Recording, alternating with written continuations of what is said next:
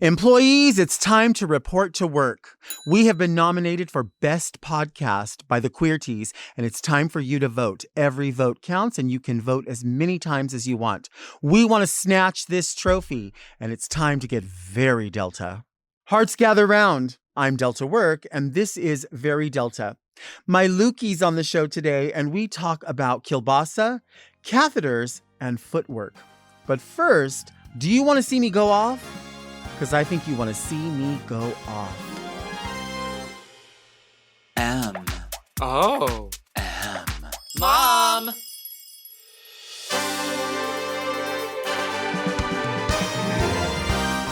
Are you a lady like me? Introspective, beautiful.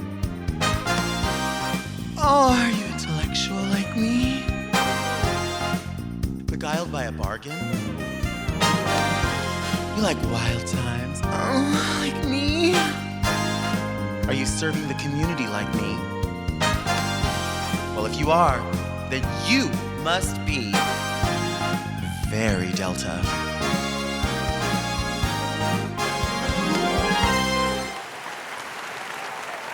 I'm Delta Work, and this is Very Delta, a luxury public access podcast and talk show where I look gorgeous, speak extemporaneously, and invite fascinating people to sit on the couch and get very Delta. Very Delta is for the woman who is holding out for that heart-shaped box of See's candy, but will never turn down a little baggie from Dollar Tree.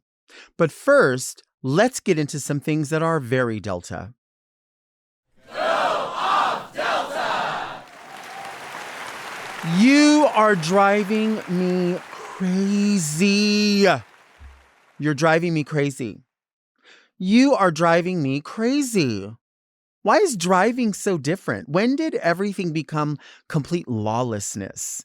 You know, I've been talking forever about people not putting on a blinker when they change lanes or when they merge, or people who park weird. It's beyond that. It is totally beyond that. I feel like we are just being conditioned to drive however we want, whenever we want, in whatever capacity, in whatever inebriated, high, drunk, whatever. People are just doing whatever. And it's being fostered by the government. Like, you can drive along and once upon a time, if you got in a full-on accident or even just like a little fender bender, the police would show up. You would have them talk to you about your insurance and the other person's insurance. Now, no, there's none of that. There's just a sign that says, if you are in a collision, hash it out with one another on the side of the road. Exchange your insurance. You're good. I don't buy that. I need an authority there. I need somebody there that's going to say, all right, I see all these moving parts. Because what, is everything supposed to just come out later in paperwork and then everyone's supposed to believe what he said, she said, they said, Z said? Like, what? I don't understand how that's enough. I feel like there needs to be an authority. Now, by no means am I saying I want the police necessarily around me, because that's the last thing I want. That's the last thing any of us want. However, you know, if it was structured properly and there were people there that could say, I'm just here to make sure that you have what you need, you have what you need. I'm here to just sort of mediate in the middle, and then now you go on your merry way. I feel like that would be great. But we don't even have that anymore. That doesn't even exist anymore. People are just driving along. I remember as a kid, even like somewhat into adulthood, I always had this sort of fear of driving around with the dome light on. I always was told, if you have that dome light on too long, you're going to get pulled over. They're going to want to know, what are you doing in there? Why are you driving with the dome light on? I don't think you can really get pulled over for that. I don't know that that's a thing anymore. There was a time when people used to not drive on their phone. As soon as they saw a cop, they would like slide their phone down and set it down. Like, oh no, I'm just playing with the stereo, just checking my stereo. No. People don't care about that anymore. They are on their phone. I will pull up next to them. You'll see a cop pull up next to them. And they're like, I sure am on my phone. And what are you going to do? You're not going to do anything. And they don't. And they know that the cops aren't going to do anything whatsoever. Remember when people used to say like, oh, the cops have a quota. They pull people over. They have to have a certain amount of people. I don't even think they have a quota anymore. I don't even think they care anymore what's being done, how it's being done, why it's being done. I don't think minor infractions exist anymore. I don't think there's such a thing as like just breaking general traffic rules, I don't think that is something people observe whatsoever anymore at all, ever. There used to be a time where you would pull up to a traffic light and it would seem to take forever. And people would say, oh, just flash your high beams on and off and that'll trigger the light. That does not trigger the light. Shut up. Maybe unless you're living in some little tiny town or something, it's not triggering the light. There are several locations near where I live where I'm at the light and it will take so long, maybe like 1 o'clock in the morning. I'll just look and I'm like, I guess I'm hopping over, and I'll get out of the turning lane and I'll have to go straight and I'll have to make a U-turn all the way around. Of course, there's other people that are like, I'm just running it. And what do they think, I wonder? Are they like, well, if the traffic cam gets me, what are they going to say? There was no cop there. So are they just going to go, well, it took a long time, so I just went. I mean, what do you say at that point? I don't know what we're supposed to say or not say. When I'm driving, my favorite color of light is green. But I don't think when it turns green, you have to start honking your horn the second it turns green. Give people a minute, give people a minute to push the gas. Give people a minute to maybe put it back in gear because they've been sitting there forever because a train was there or for whatever reason. But when people just start laying on the horn, move, we gotta go. Just relax. Just give it a beat. Just give it a quick beat and go, okay. Now, if somebody's sitting there on their phone or whatever, I get it. But just calm down. People are going to go. Everybody wants to go. Everyone has somewhere to be. We all like the green light. What happened to the yellow light? Where and when do we decide? I feel like you have to understand where you are when the yellow light hits. It's either move forward or stop. It's which one is the most effective for all of the traffic. Which one is going to keep the flow of traffic going, right? So if you're in the middle of the intersection, obviously you're going to keep going. If you're approaching the intersection, but you're not yet at the crosswalk, just stop. Just stop. Now, no one's going to say that when you're getting up there and you're about to get all the way through that you have to slam on your brakes and cause an accident, but use your head, And I usually say, follow your heart, but take your head with you. Only use your head when you're in traffic. You have to understand what is going to be the safest for everyone, what's going to get me from point A to point B within the rules. The yellow light is your chance to make that decision. It's your chance to decide, am I an asshole or am I not an asshole? What am I going to do with this choice right here? Because your choice with the yellow light is going to affect everyone in the intersection. Everyone. Why is everybody driving crazy? Just lawlessness.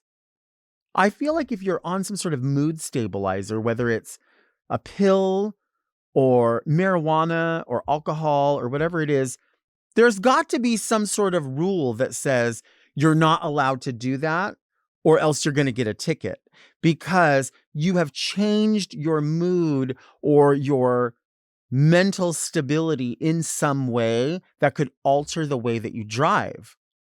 So if you can get pulled over, if you can get pulled over for being drunk because it changed your mood, whether, I don't know, some people are drunk and they're happy.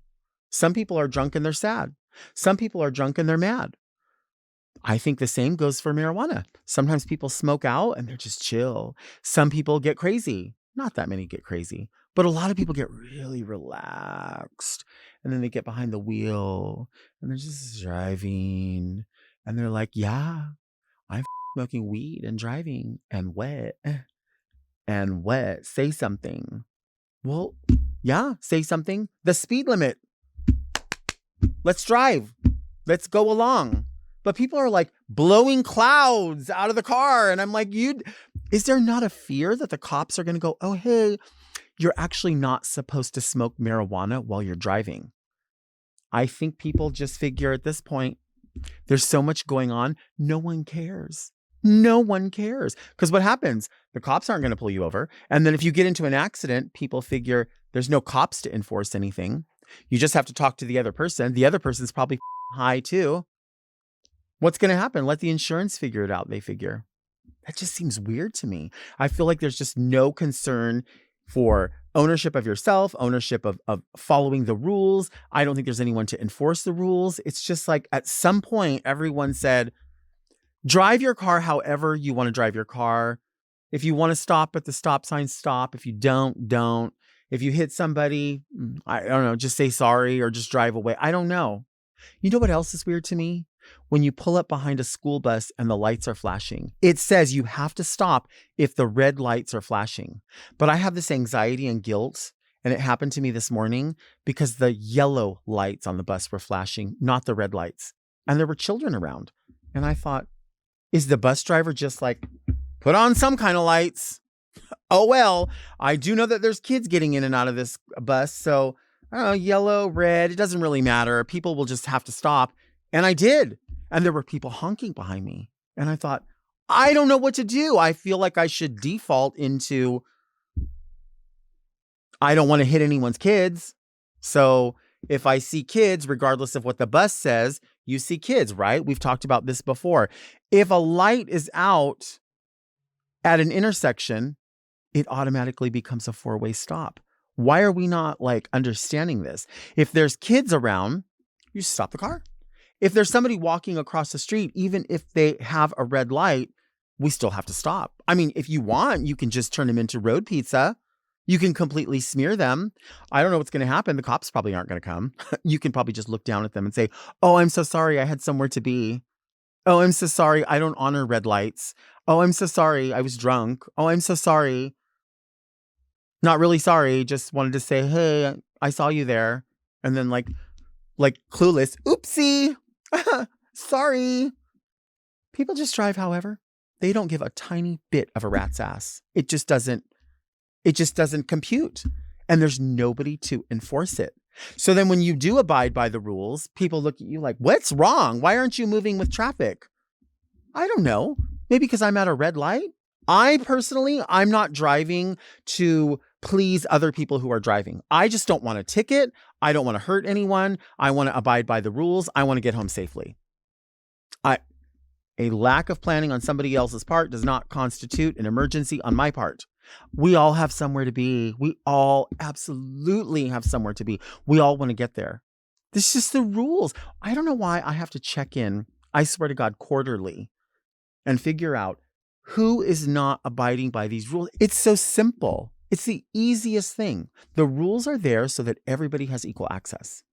And now it's 2025. I mean, you see where we are. People don't want to own up to their own thing, you know? Like people don't want to just go, oh, well, I know no one's looking. I know it's 1 o'clock in the morning, but I do have to like obey the law. I really should obey the law just for everyone's safety. It just seems weird. The lights are crazy. The running the red light. I get it. It's yellow. That means either slow down or speed up, but it'll turn red and people are like, I think the four of us can still go. We can go. And then they go and then they're stuck in the middle of the intersection and then the light goes and then everybody that's going this way is stuck and people are like, I don't know. I had to squeeze through there. I just couldn't possibly. I'm trying to get home from work. Sorry about it. I don't know what to say. Shit in your car. I know you're in a hurry and you're prairie dogging. You're going to have to shit in your car, baby. You're going to have to put out that trash bag. You're going to have to throw up in the car. You're going to have to wait. I don't know. I don't know what's happening for you, but it's happening for everyone else as well. Why are the high beams on? Why are the cars made that way? Why are you running red lights? Why are you not stopping when the school bus is flashing red lights or yellow lights or you see children? Why? Where do you need to be? Where do you need to be so fast? Why is there so much weed in your car? Do people really have to be that relaxed maybe I need to be that relaxed. Maybe that's what it is. I don't know. I'll hold the space for it. You know what I mean? Maybe I just need to be stoned out of my mind in order to get through life. I don't want to feel that way. You know what I mean? I don't want to have to be constantly have mood stabilizers for everything. Do I like a Diet Coke? Yes. Do I think that the Diet Coke is changing my mood? Absolutely not. It's just what I'm used to. You know what I mean? But do I need it as my medicine? I don't. Do I need it to give me a personality? I don't think so. Do you want to see me take a break? Because I think you want to see me take a break.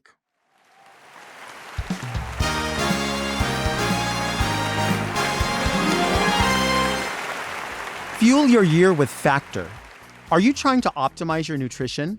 Factor's chef-created, dietitian-approved meals make eating well effortless. Fresh, fully prepared, and ready in just 2 minutes. They fit seamlessly into any busy lifestyle, and baby, you know I'm a busy woman. Every week, I'm able to choose between 40 different meal options. This week, I enjoyed the Calorie Smart roasted tomato and feta cavatappi, and let me tell you, it was amazing. The pasta is coated in a rich arrabbiata sauce and includes a side of roasted broccoli florets and bell peppers. The flavor in the meal was off the charts, and I can't recommend it enough. Factor makes everything so easy by showing up weekly to my doorstep. All I have to do is hit the 2-minute button on the microwave and bam, Factor's delicious food is ready to enjoy. Eat smart with Factor. Get started with factormeals.com/verydelta50 off and use code verydelta50 off to get 50% off your first box plus free shipping. That's code verydelta50 off at factormeals.com/verydelta50 off to get 50% off.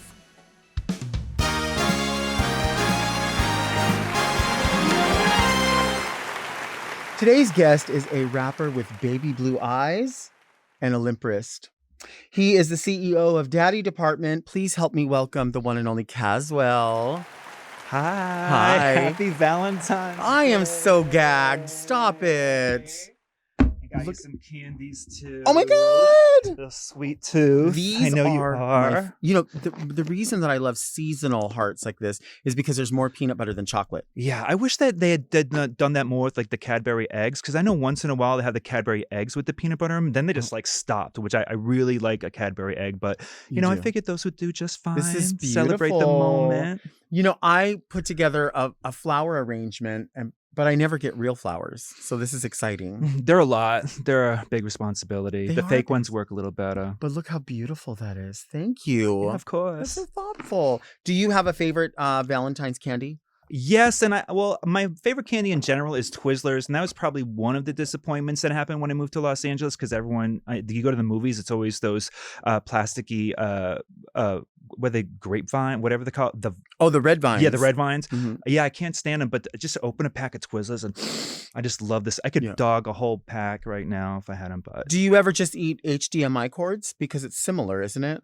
You know what? I don't have a TV. Is that what HDMI cord is for? Yeah, it just tastes like a Twizzler. Oh. Yeah. Well, I guess I'll just have to check the reviews, and then maybe I'll go into that. Well, the magic of the red vine is biting off both ends and then drinking your soda through there, because then it freezes it, right? Yeah, it still doesn't win, because Twizzlers, you can do the exact same thing and they taste better. So we're not going to argue about this, are we? Not on Valentine's Day. Not on Valentine's Day, Valentine.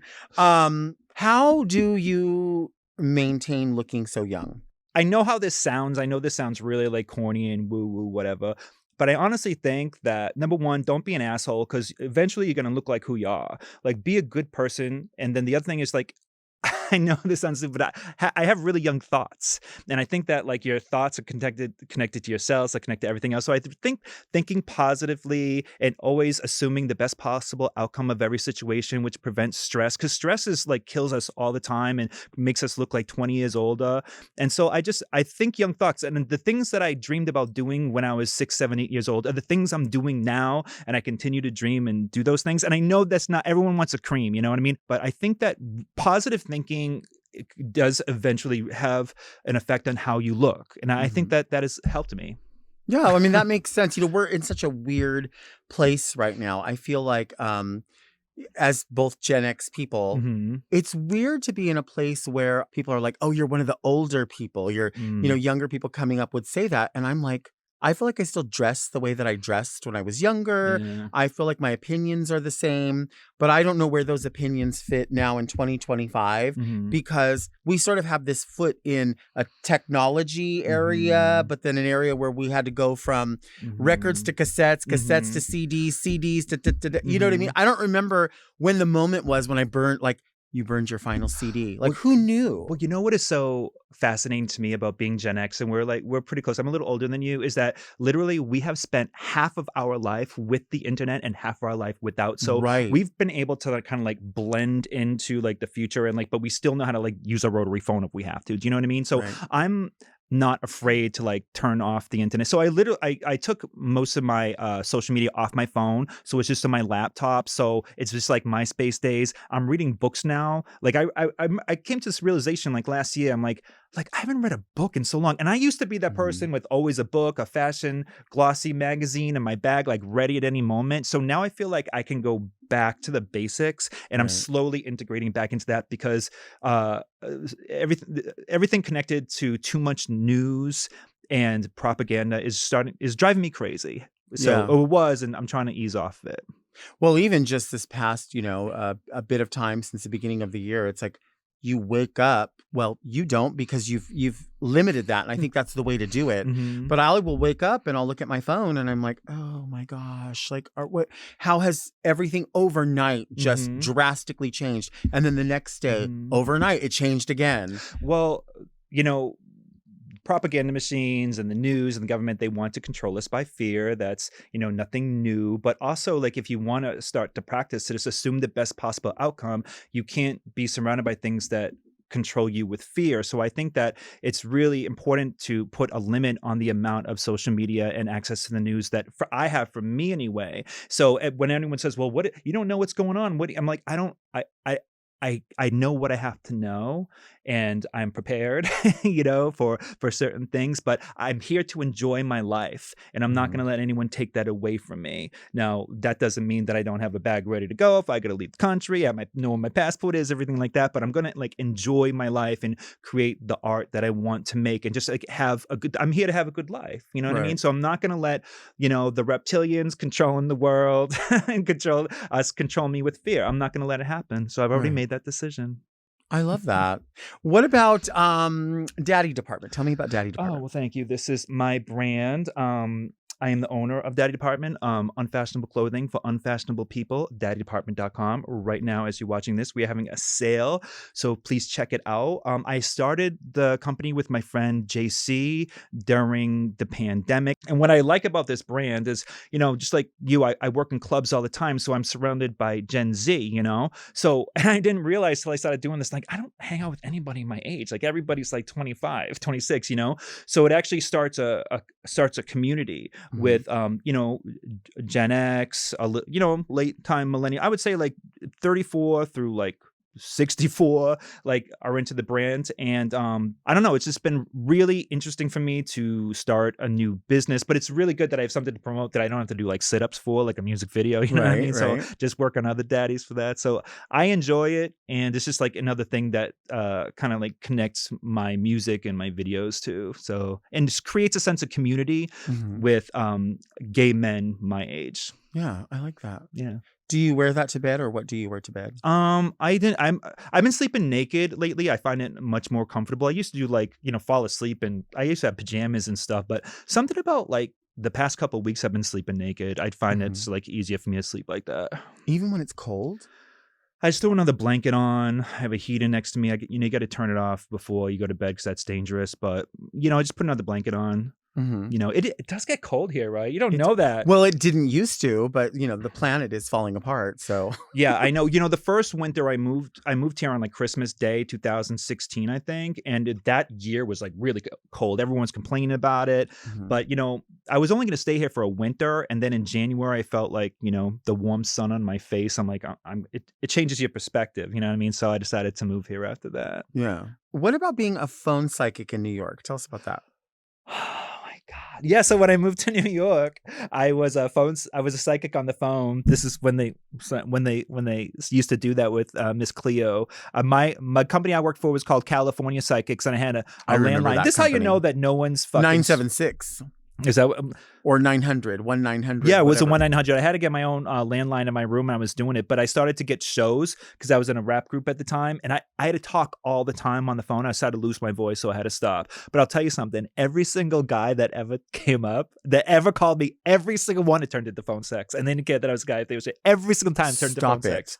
it. Mm-hmm. Would you change your voice, or they didn't No, care? I was just like me on the phone, and then it would just like it would get sexual, and I'd have phone sex with these guys. It would turn every single time. I Stop. mean, I would say that only 5% of the time it was guys that called. It was like women that wanted to know if their husband was cheating on them and stuff like that. And I had a book called The New Astrology, which is the combination of Eastern and Western astrology. I had the whole book outlined in it. That book is like to a T. I'm a Cancer. Okay. So it's I'm a good friend, sensitive, And so you would literally just sort of like read it as you're going and Yeah, I would patch find out together. the first question I would ask them would be their birthday. So I would just pull up, okay, this person's an Aries snake, and then just read it off, and I would always be right. I'd Mhm. try to read real slow because I wouldn't make any money till I got them on for 2 minutes, and then we'll go up to like $2.50 a minute. But I don't know if you know this too, but if you were going to bring this up, the way I survived in New York actually was I was a foot hooker, and I gave foot massage for feet and let guys play with my feet for money. So I catered to the foot fetish Really? industry. Yeah. So I was the only one that did it that I knew of. So I had an ad in like, the gay rags that said like foot hooker, and my name was Ludwig. I changed my identity for it, and so I charged $90 an hour or $2.50 an hour if they wanted to play with my feet. And speaking of, I got a lot of straight guys because if you take your feet and you put them together, it creates a shape that's kind of like a vagina. Yeah, so that's like your feet coming together, and so I've guys play with my feet. But that's how I survived in New York City when I was trying to make a living and start my career as a musician and an artist. Yeah. Mhm. I think because the sex industry or anything adult or whatever, I feel like it's just so weird when people sort of shame it or think it's weird. But so many consume it. So many want to consume it, but they're like, oh, I can't believe you did that. I don't understand why everyone's so afraid to talk about it. I know, like porn's a $17 trillion industry, and it's everyone's watching. And I don't think it's like, I think there are people who look at some of it as like, you're physically more dirty or you're physically more diseased or you're physically more I don't feel like any of that is really a factor. I feel like people that do participate are so aware of the dangers, aware of what needs to be taken care of, that they're more focused on safety. It's interesting that you say that because at the time that I was working in the industry, I was in a rap duo. I wasn't solo yet. And when the girl that I was rapping with found out that I was technically a prostitute, then she didn't want to work for me anymore. So really? So that was kind of like the catalyst to us breaking up. Catalyst. What if you had your own something, like your own lighter fluid for a grill, and it's called the Cazwellist? Right? That's the start. Like you're the fire starter, the Cazwellist. Ooh, I am the fire starter, I like baby. that. Yeah. Let's take a break.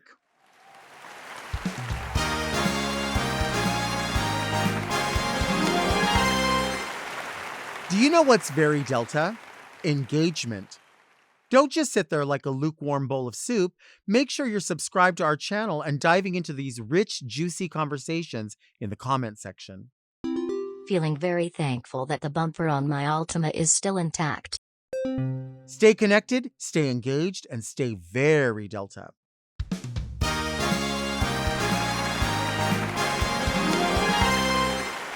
We are back with Cazwell, who was my Valentine this year.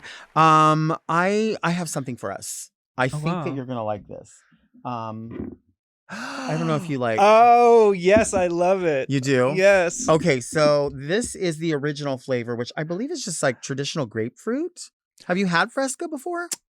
Come on. This is how we started our online relationship. I want to know what you think of Fresca. Okay, well, I saw you in your Linda Carter hair and going off about citrus sodas. And I was like, I can't believe that she just did like an 11-minute monologue on citrus sodas and didn't mention Fresca. And then I hit you up about it, and you're like, oh, you got to come on the show and this. I'm like, done. So I'm so excited. Yes, I do love Fresca. You do love Fresca. I love Fresca too. I don't know why these cans are so little.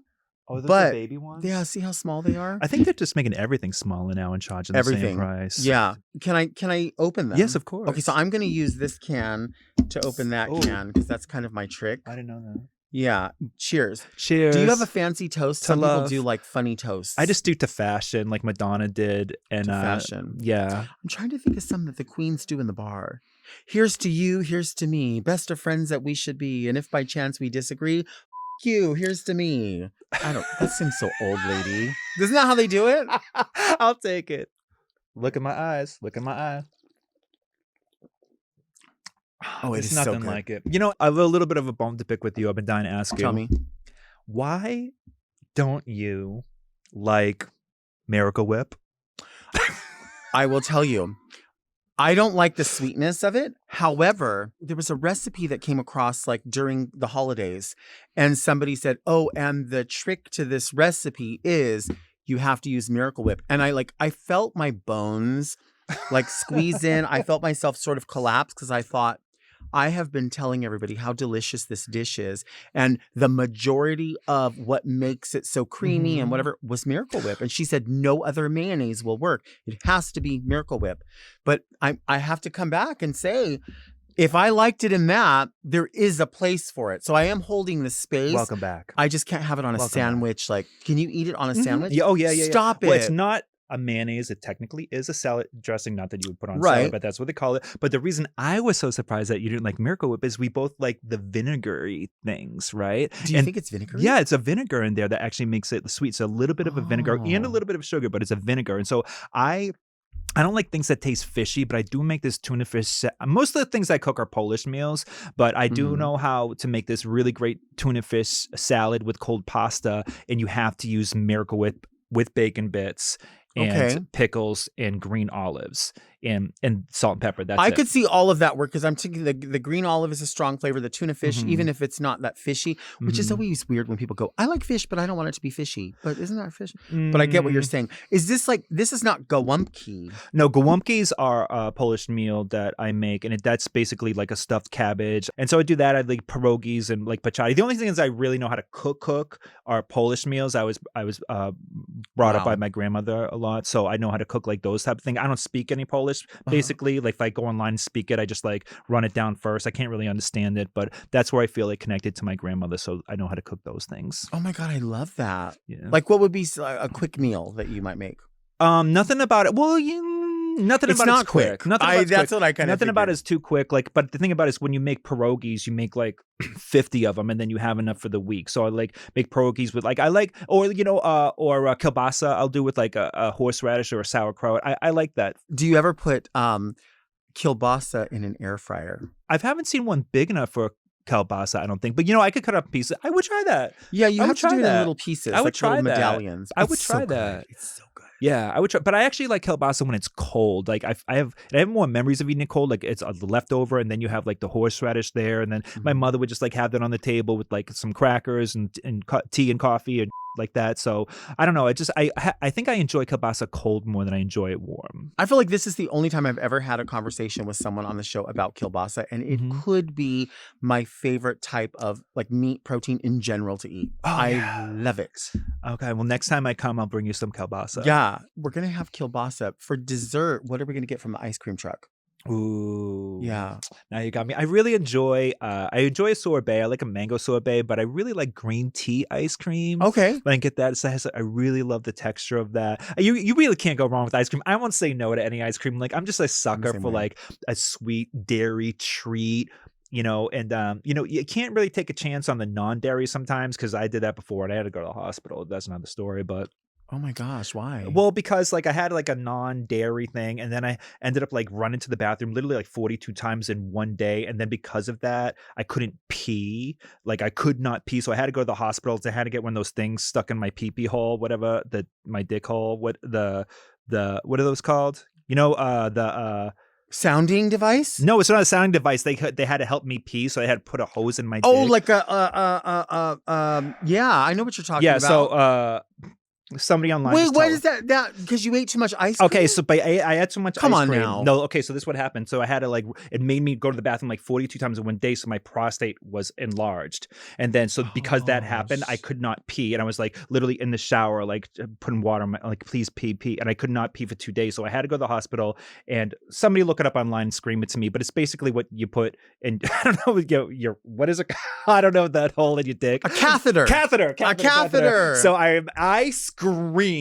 There was 2 times things were No, stuck I in can't my even dick. think of it. The first time I thought I had gonorrhea, and I went to the doctor, and I hurts fainted in her arms. I literally fainted. I woke up. She's like holding me. And then this time I screamed like a horror movie scream. Like I screamed so hard, nurses ran in. They thought like I amputated myself or something like that. It was the most painful moment of my life. And so now I just have gonorrhea. I just make sure I don't have like Just have that dairy-free gonorrhea. ice Just cream. have gonorrhea. It's fine. Yeah. It is fine. I actually didn't even have gonorrhea. I was dog walking at the time, and I wasn't drinking water, so I got so dehydrated that it hurt when I peed, and that's why I went to the doctor. That was like, I mean, that's the late 90s, but this was like 5 years ago that I had to go to the hospital because I couldn't pee. but my prostate's back to normal. And Let me tell you something. I eat a lot of too many things. I don't think I've ever ate so much ice cream. no, it was dairy-free ice cream that with my stomach, so it felt like I had to take a like it was at least 40 times in one day, and because of all that. And did you actually produce a bowel movement or no? It was just pressure. Sometimes no, but it felt like I did, and I had that feeling like I had to constantly. That's awful. Yeah, it was really horrible. It really is awful. Yeah, it was really, really horrible. Wow. It was painful, and but the stick inside, goodbye. you know what? Good They don't have night. to do that anymore. That's why if you're Gen X, when they tested you for gonorrhea, they Mhm. used to do that big Q-tip like down your dick hole, Mhm. and that's what they thought I had. But now you don't have to do that for gonorrhea, as far as I know. I'm not like the gonorrhea whisperer or anything like that, Right. but that's what I think. I don't think they do that anymore. But If they had now, so it's not just a regular. It's like a long Q-tip, like a wooden one, or what? look, that's a fainted memory because I faint like like Let me ask literally, you. but But let when me I ask you a got- question, Valentine. Seriously. When I got the catheter, before they put the catheter in my dick hole, they put like this numbing thing on it first. It did not numb. Yeah, I And wouldn't think it just so. felt like I was just getting stabbed in the dick, and it was like No. absolutely horrible. If they have to put the length of it in there, I want to know how long. I feel like I'm turning white you're because sick I'm like from it. reliving this moment. You're sick from it. I keep changing the subject, but I'm fascinated that your accent is real because I love it. I think it's fascinating to hear like regional sound, especially places like I've only been to Boston one time in my life, and I was kind of in and out, right? But I've always had this sort of fascination with the people of Boston, the lore, the sound, the types of food, all of that. So So I grew up in Worcester, Massachusetts, and I was saying before that before I came on, I talked to my mother, and my mother's like, her accent's like, she says things like supper. And what are you eating for supper, Luke? My name's Luke Cazwell. She's like, Lukey, what are you having for supper today? Like talks very it's much like that, like biblical. very much like Family Guy, like very, very that. a biblical And name. yeah, it's like New England. Yeah, so all my brothers, and we're all named after apostles, Matthew, Luke, and John, and I'm the middle. And so anyway, so I was just talking to my mother earlier today, so we'll kind of like come out. And there were moments that it's thicker than others, or if I'm drinking, Mhm. rum and Coke or something like that. Oh, rum and Coke is your drink. Yeah, That is so funny. Captain and Coke. I rarely drink, but if I Mhm. do, I usually get a Malibu Diet. Right? Or a Malibu pineapple. That's really good. Mhm. And I love the feeling of being drunk, but I don't Mhm. want to like take forever. So I want like shot, and then something to nurse on. Because I love that feeling. Mm. Everything's hilarious. Well, the to me when buzz, I'm the drunk. drunk, Mhm. the night that I had to evacuate from my apartment from the fires. Thank God, like we're okay, everything's okay. I got wasted down. I don't even remember how I got home, and I Wow. don't like getting that drunk. But I was just like, I think I lost everything. So I probably had like 4 martinis. Yeah. Mm-hmm. It's because it's Valentine's Day. Mm-hmm. We have some candy here. Okay. I don't know if you. It's in an ashtray, so I hope that's okay. Mm-hmm. I don't know if you'd like a conversation heart. I don't know if you like eating I'm not gonna. I can't see it. attic walls or whatever this is. This says be true. Be true. Okay. This says, used to be scared of the dick. Now I throw lips to the shit. What do you think that flavor is? Handle it like a real. Yeah. Mhm. I don't. Oh, what if we put these inside here? Do you think the cans will blow up? I hear it. Hear it. I shouldn't have done that. I hear it. It's like when you throw them at seagulls and they blow up. Oh, is I that don't right? do that, but people do that. That's rice. Well, yeah, no, they swell up. But if you put these, like, not these, what are the things people throw at them?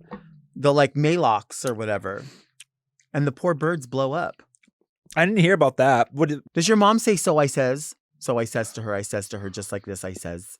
So I says. My aunts say No, that. my mother says things like, she used the word superb a lot. Like I wish that was a fancy word because she said it. But she will say things like, oh, so when you coming over for supper, Lukey? And I'm like, I don't know, when you get me a plane ticket to Massachusetts, like I'm not this week. And she'll be like, you should really call up your brother. Like very that. Like plus like, okay, so my mother grew up in the South Shore of Massachusetts, which is like Peabody and like Danvers, I think. I never don't drive, so I'm not really good with connecting cities, stuff like Do that. you so not it's know very- how to drive? Yeah, never. First time, I was telling Dipper on his show, it was like the first time I went on my roadless and I hit the same car twice because I kept getting the brake mix up the accelerator. And then when I moved here, I was like, okay, I'm gonna have to drive. I'm gonna get a hoopty. I'm gonna learn how to do it. Dumb people, like people that like daydream all the time. They know how to drive, so I'm just gonna learn how to drive. And my friend's like, look, don't learn how to. There's some people that should drive. You're not one of those people. So I jump on a bird scooter, just get from A to B to C, and just like to get an Uber. Do you know how charming that is? Is that not? That's like like hanging on to some piece of innocence. Well, it's harder to get a date because we're like, oh, when can you pick me up? I'm like, I mean, let me know your address. I'll get the Uber. Let me know your address. I'll get the Uber. Mm-hmm.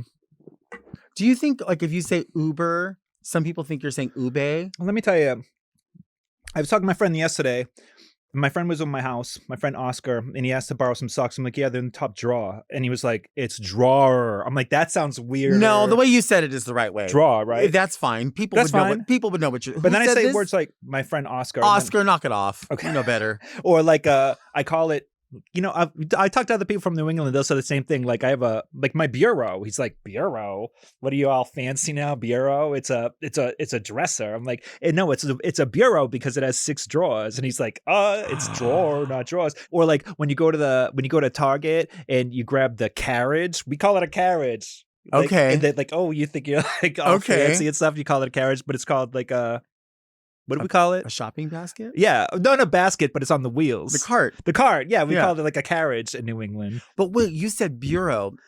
In my house, like in the foyer when you come in, there's this like this thing. It's like a cabinet. It's like waist high. It's waist high, and I always say it's the Davenport, and I know it's not. I know it's not because I think a Davenport's more of a desk that you write at. This is just more of a cabinet with like hurricane lamps on or whatever.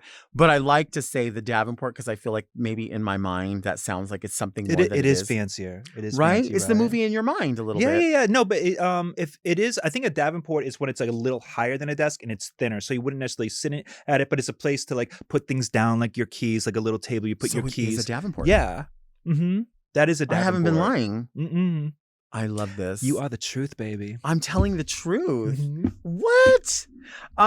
New York gays versus LA gays. All right. Tell me. Be honest. Okay. No. I'm You're gonna be always completely honest. You know what? You're so you are honest anyway. I don't know why I said that.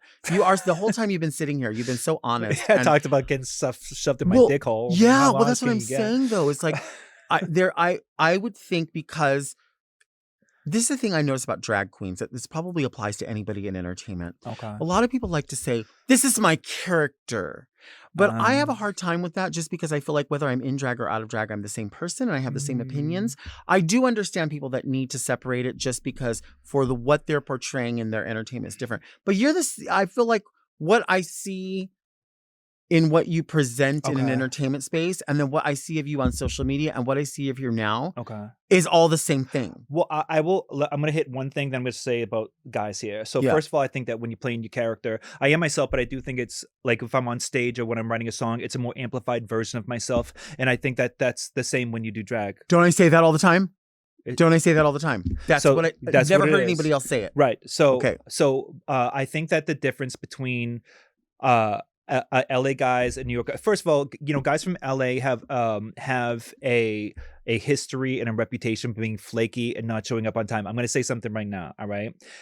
The people from LA who live in LA, who were brought up in LA, like Los Angelinos, they are not that. Los Angelinos are some of the kindest, generous, like open-hearted, like just like welcoming people I have ever met. It's the gays that move here from like Pittsburgh and New Hampshire or somewhere in Florida, and they move here and they just want to be fit. Those are the people that have created the reputation from what I think of being like flaky and superficial here because they come here to be a star. Right. So they're the people like, oh, so what do you do? You know what I mean? When you know people that grew up here seem to be very warm and welcoming to me. I know. I mean, they're all like, no one's a total asshole here, but I've been ghosted more here than I have like met in real life. And so and people like they are pros when it comes to Facetune here, when it comes on Grindr and Tinder and stuff like that. And sometimes sometimes I'll like I always FaceTime with people before I meet them if I'm gonna have a hookup. And some of the gays here know how to rearrange their DNA, like on camera. Then I meet them in person, they're like a different person. So I'm just like focusing on me right now. Is basically what it comes down to. I'm not trusting whatever's supposed to come my way will just come my way. I don't need an app. Like was said with Generation X, we're good at meeting people in person. Like in a bar, like I know how to talk to people in public. There are people I met on Tinder that I've been texting with for literally 2 years that have never called. I can't get them on the phone. They don't want to talk on the phone. They don't want to FaceTime. There's always an excuse to meet up. I mean, I know they are who they say they are. I've seen their social media, but they just don't know how to communicate in any other way besides texting. So I'm over it. I'm living my life. So we'll see what happens. And what about the New York gays? Honey, when I was living in New York, I had so many dates. I was like, wait, is he the one from Honduras or Mexico? Like, I don't remember. Like, I would get a mix. I'm spending Valentine's Day with my imaginary boyfriend. What is your imaginary His boyfriend? name's Fabrizio. Okay, and where's he from? He's from Cuba. Okay. But I love him. He's like, we take really good care of each other. And I was sick last week, and I could just be like, oh, Breezy, can you just get me a cup of tea, please? He's like, yeah, baby, I got you. But I'm there for him too. Like, we have a really good relationship. So I'd rather just like keep it in my head. Let's take a break.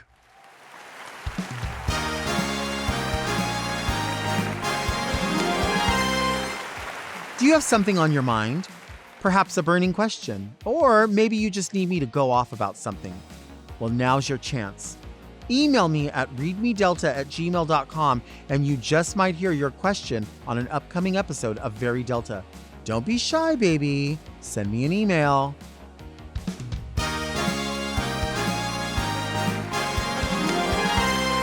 I love listening to rap. That's what we were doing all morning when we were doing makeup. We were listening to City Girls. Oh yeah. And everyone's like, how do you know? I'm like, how do I not know? Like, there was a time when rap, R&B, pop, dance, everything was on the charts at the same time. That doesn't exist anymore. Now it's like country again or something. Yeah, it's like all one thing. But once upon a time, you were listening to like Biggie, you're listening to Aaliyah, you're listening to Crush by Jennifer Page. Like it was all at the same time. Mary. You would watch like an awards show and you're like, all the royalty is here. Every different thing is here. Now it's like so separated. Yeah. Well, I think that what happened, I'm going to tell you, so I DJ on I Wednesday and Saturday nights. I have a residency at High Tops, and I've been DJing for at least 20 years. And this is the first time, this generation right now is the first time that they would rather hear hits from 12, 15 years ago, like the Y2K hits, than what they were listening to like 2 years ago. Because the reason is, I think, is because the hip hop was so lean induced and so slow, a lot of it. So it wasn't like, let's get the party started. Like they want to hear like Pink or like Since You've Been Gone, or just like all these like older hits from probably, I guess, like 2010 would be the time. So I find that really fascinating that this is the first time that I've ever like DJ'd for a generation that prefers like younger stuff, because they want to party. And they don't want anything too dark. You know what I mean? No, that is so true. That is so true. Oh my God, I could talk about music forever. It's my favorite. I think I have a time and place for every kind of music. You know what I mean? Like there's moments where I'm driving, because I do drive a lot. And I will be like, in this moment, like it's 1986 and I just want to be a Hessian. I just want to listen to like heavy metal, and I'll like go through, and then White I'm like, Snake, Def Leppard. I always wanted to be that girl on the car. My cousin Janelle, she was that girl. With your hair crimped and smoking like a Misty, or Benton Hedges Ultralight 100 menthol. Oh, I can't believe you just said that. We always reference Benson and Hedges Menthol Ultralights 100. That's the kind I started with my friend Elaine. That's when I first started. Like, nobody else ever says that. Chanel from Drag Race, that used to be her cigarette. That was her cigarette. Back that was in a the day. luxurious cigarette. It was. It was just right, you know. But then I got into like Newports pretty soon. I vape right now. I have to quit. It's not a good look. You know what I mean? It's too much money. Is it expensive? I mean, excuse me. It's like $30. Dude, let out a loud burp though. Huh? Let out a loud burp. Okay. Countess Lan farted. Who did? Countess Lan. That's yours. You can drink it. Well, you don't want it, do you? Because you think I have disease. No, I'm gonna drink it right now. Watch this. That's how you know it's my Valentine. What's yours is mine. Oh, and what's mine is mine. I'm so playing. Asshole. We are back with Cazwell, talking about everything under the sun. You're so fun. Hey, can I give this to you now? I've been dying. Stop it. So I got you some personal stuff, and I didn't write on the card so you can reuse the bag. Thank you. Can I open it, or would you prefer I do that in open private? it right. You better open it right now. Oh, really? Mhm. Okay, if I see anything questionable, I'm going to make sure and show everybody because I want you to know. What's that? What's that? Yeah. Oh, wow. I thought maybe you already had it. I've never seen this. All right. It came out in 1994, so it might smell like piss, but I got it on eBay just for you. I am dying. You know, 1994 is when I graduated from high school. I did know that. You did know that. Oh, my God. Thank you. Of course. This actually, I'm going to use it, but I want the box to be on the desk. I love or shit the that looks like bottle. that. You know, you never know. Stop it. It's mother of pearl, so I think that's fancy. Lukey. How could you do that? Look at that. That is stunning. You didn't have to do that. Wow. Well, it's Valentine's Day. Oh, that's And so I'm a guest. So Oh, the card I have can home training. save. No, that's not a card. Oh. Mail. It's a pimp. Do you love her too? Do you love her too? Do you love her too? What did I just talk about? What did we talk about today? Look Doug it. says to me, "Are you still on anti-bev?" Honey, Anti-bev is the truth. is the truth. Yeah. So I got that. I'm like, you know what? I think she would like that because she's like she's a fancy word type of person. Oh. So If you're not following anti-bev, I don't know what you're doing because, you know, in addition to her really teaching you how to have these conversations and use these words, it's calming to me. Yeah, it's very comforting. It is. It is very comforting. is. Which I actually find your show very comforting, Oh, particularly thanks. like and I know everyone else feels this way that turns into you regularly, especially like when you're going off segment. Like it's just like comforting in the same way that almost like when Wendy Williams would do it for the first 20 minutes of her show. Like I've watched almost all of your go off segments, like for everything, because I just find it like, wow, like I'm really relating to this, and just the way you gesticulate and like so you know, I'm a fan. So this means a lot to me. Yeah. Oh my God, this is so cool. I mean, these are legitimately my favorite things. I have something for you. Just a little, just because I know one thing. Do I get to that keep the box? Of course. Are you kidding? You have to reuse the box. You really bought me something? Oh my Because God, you plan bought me the things. G2 pens. I don't have these. I love. Because you're a planner. Yes, you're a planner. I do. Oh my God, thank you so much. Of course. I really mean that. Thank you so much. Well, thank you so much. I love it.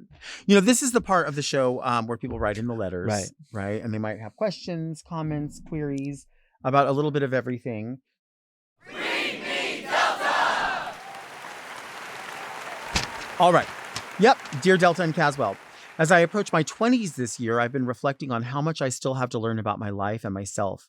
Embracing my queerness has been a journey, and I'm finally at a place where I can celebrate it every day. Recently, I've been watching documentaries and shows about queer history, which have me feeling inspired and even more appreciative of those who have paved the way before us. My question is, if you could give your younger queer people one solid piece of advice, something you spent too much time worrying about, but now wasn't worth it, what would it be? Love from Italy, Very Federico. Something to younger people now. I would say that choose your friends wisely. Mm-hmm. And I think that if somebody ever comes over your house and they say something even slightly disrespectful about your cat or your dog, get them out real quick. I love that. And so that's what I have learned. If someone's like, "Oh, you have a cat," or if you're like, "Oh, Frederico, that's my cat Dolores," and you're like, "Ugh." Or if they try to take the cat or the dog off the bed when like my dog who like passed recently, this is another story, but like would sleep on the bed. If they try to like, "Can I move your no, you can't." Mm-hmm. Like anyone that does not treat your pets like a member of the family, don't trust them. Now that's advice whether you're gay or straight, but that's something that I take with me forever, and I think it has solved a lot of problems. I like that. Mm-hmm. So yeah, that would be my advice, and just choose your friends wisely. I like that. Mm-hmm. I like that. I think that's good advice. I think that's solid, specific advice, and I think a lot of times when I answer questions, it's like so very general. So I love that that's specific. But going back to very general, I feel like I don't know what's happening in Italy, so I don't know what the political or social climate is, or what it's like for queer people. But I will say, just across the board, wherever you are, nationally or internationally, it feels like a scary time for people just everywhere. Mm-hmm. But there's something that I used to get caught up in, and that is like, this is trouble. And if we don't handle this trouble, what's going to happen? What's going to happen? Right. Trouble doesn't last for long. It will not last forever. These fights that are happening now across the world, they've happened before. And then there are people that we are standing on the shoulders of who already fought these things and hoped that we wouldn't have to fight for them. But we're back fighting for them again, no matter where you are in the world. And we are going to be those people that fight. And then other people will stand on our shoulders. We're always going to be fighting for something. And I think we have to acknowledge that, you get people on social media. I see them go, well, I see you posting about this, but where were you when this happened? Where were you when that happened? You get caught up in the social media, which you disconnected from on devices. I think that makes sense because so many people want to say, where were you this? Where were you this? We're not all the enemy. Maybe somebody just realized this is affecting me right now, and this is when I can. Not everybody has the same bandwidth. Not everybody has the same ability to come forth.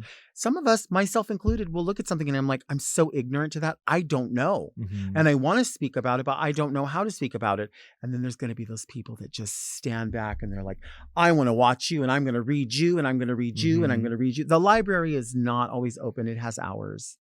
Stop with the reading, everybody. Stop with the everybody's the enemy, and stop with the I have to correct everyone here. But the fingers are pointing back at yourself, And if I can extend on that, I think that right now particularly is a very important time for queer art and very important time to be as out as possible. Now, I want to say safety first. You got to know your environment. Don't put yourself into a situation where you can, be physically harmed.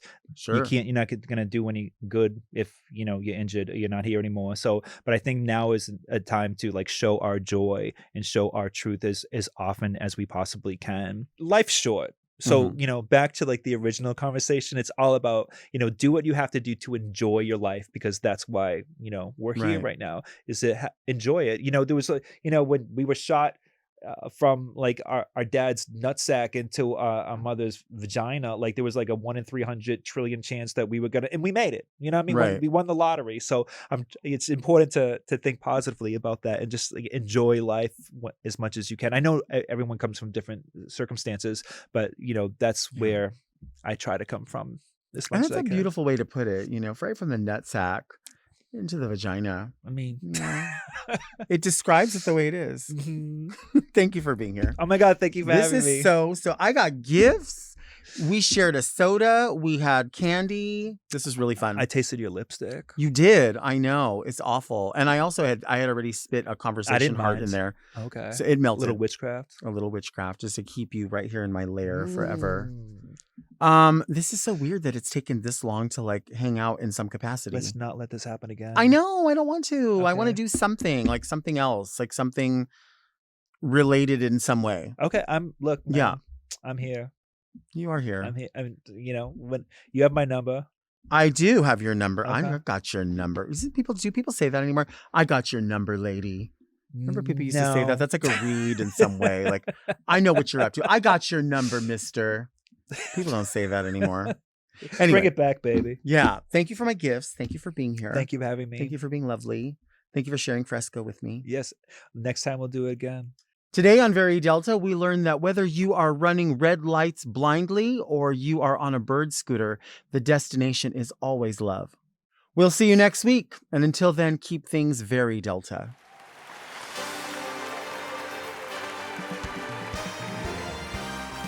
Very Delta is produced by Moguls of Media, aka Mom. Hosted by Delta Work. Produced and edited by Doug Robertson. Technical direction by Margot Padilla. With original theme music by Will Pitts. Media and design support by Stone Cold.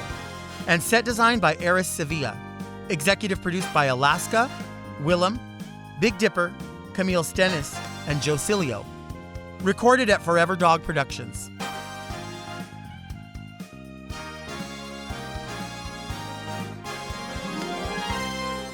Is it syphilis that you go crazy from if it's untreated, or gonorrhea? Mom! Watch Very Delta uncensored, ad-free, and a day early by subscribing to Mom Plus Gold.